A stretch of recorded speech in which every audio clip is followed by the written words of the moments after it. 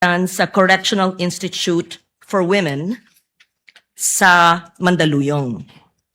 Tama po ba na mga pangyayaring ito ay naganap ilang oras bago yung sinagawang press conference na pinakita ilang beses sa video? Yes, Your Honor. Kasama ho yan sa Yes. investigation namin. Kahapon po, sinabi po ng testigo, kayo po, na kinonsider ng NBI yung so-called bigger picture. I think those were the words that you used.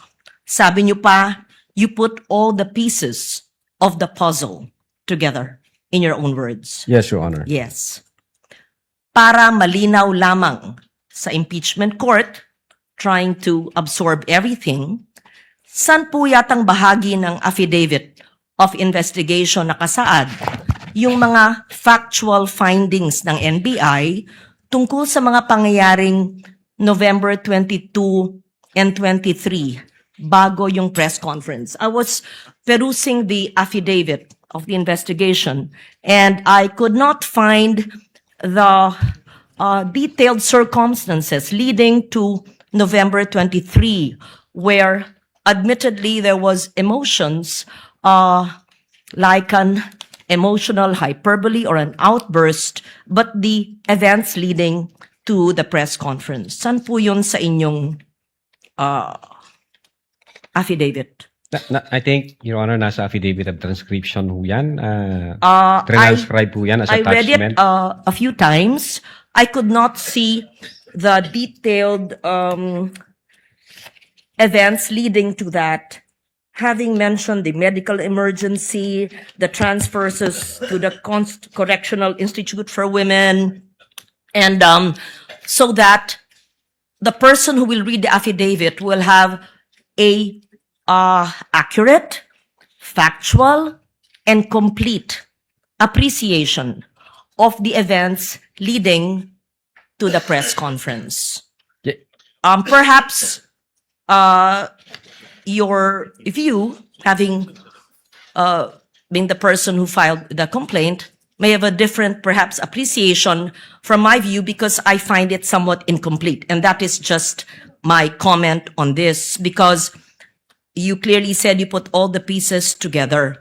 And during that time, alam ba ninyo na habang sinasagawa ng NBI ang investigasyong ito, may nakabinbin na direct assault, resistance, and disobedience to authority at grave coercion laban sa vice-presidente, kaugnay yung insidente nangyari sa ospital, sa Veterans Medical Center. Narinig ko lang po, Your Honor. Pero Yes, hindi you ako aware heard sa facts about na that, yes.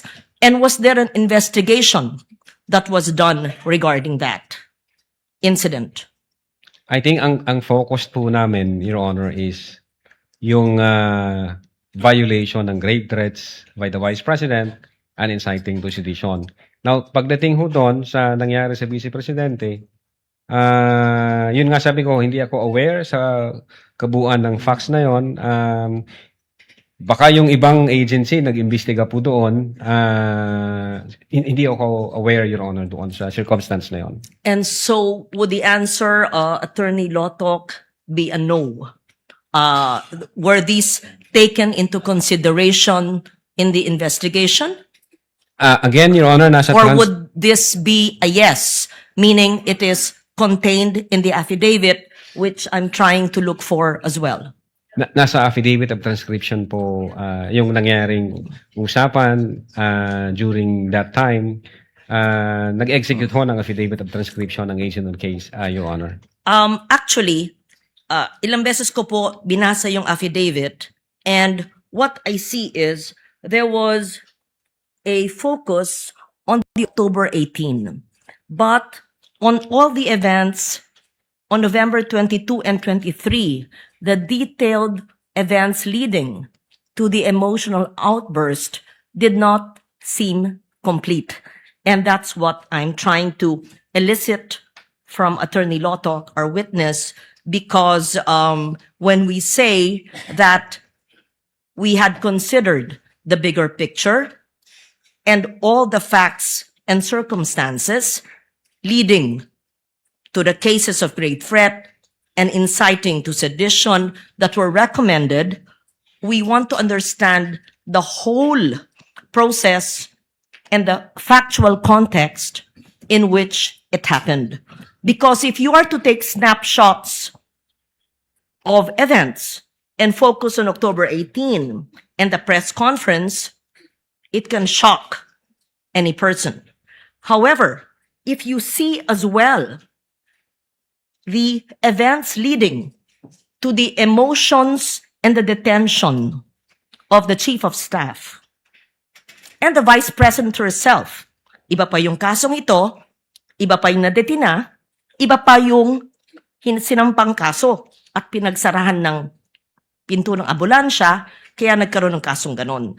I tried to read the affidavit a few times and could not find such a comprehensive enumeration of facts by the NBI, and that's why, thus, this query. Pwede na po, Your Honor. Yes, please. Meron hong affidavit of transcription kung ano nangyari, and then nag-submit po kami ng authenticated na video para makita ng mga senator judges natin kung what happened during those dates for appreciation po ninyo. So makikita ho rito kung ano yung nag-took place during the November 23, 2024 online press conference. But then again, as I've said, at in-explain ko na rin ito kahapon, Your Honor, if I may, kinonsider namin yung situation ni Attorney Zulaika Lopez. Nakita namin yung complaint niya, yung reklamo niya, yung health condition na sinasabi niya. Sinama din po namin yon na ano ba yung nangyari. Taking all the situations or the facts and circumstances attendant to that event, hindi ho na alter yung the fact na nag-utter ang Vice President ng grave threats against the three. Despite of the fact na merong emotional situation na gano'n, hindi rin ho na-alter na merong violation na ginawa yung Vice President during that online press conference. And as a matter of fact, even before that emotional situation, maliwanag ko doon sa utterances, even before that emotional situation, sinasabi ho doon sa utterances, meron na akong kinausap. So nag-trigger na ho yun, ma'am. Meron na akong kinausap na isang tao na papatay sa presidente, sa first lady, at doon po sa speaker of the house. So, kahit sinama po namin siya to consider everything, again, Your Honor, hindi ho na bago yung utterances na ginawa ng Vice President. Hindi rin ho na bago na yung instruction niya is relentless in killing the three. Yes. Attorney Lotok, what I've been trying to ask is not just the utterances which we've watched several times, but all the events leading to the utterances, and that is what I want. I understand what you're saying, that there were attachments or transcription, but the transcription would not be considered an assessment or an investigation. These were perhaps attached as transcription. And you earlier said that the threats are circumstantial. So the and that is the reason why I was looking for that in the affidavit of the investigation. In short, para pong nakulangan ako, pero kung sinabi nyong inattach nyo yung transcript, so be it. But then, if you will read the 50 plus pages again of your investigation, it seemed to me, at least at this point, that snapshots were taken focusing on the October 18 and the utterances, but there seemed to be events leading to it that may have not been included. With But indulgence of Senator leave it Judge at that. Legarda, Yes. kindly wind up, ma'am. Yes. So the last question, thank you, Mr. Presiding Officer. Na-interview rin niyo po ang mga miyembro ng media. and you ask them factual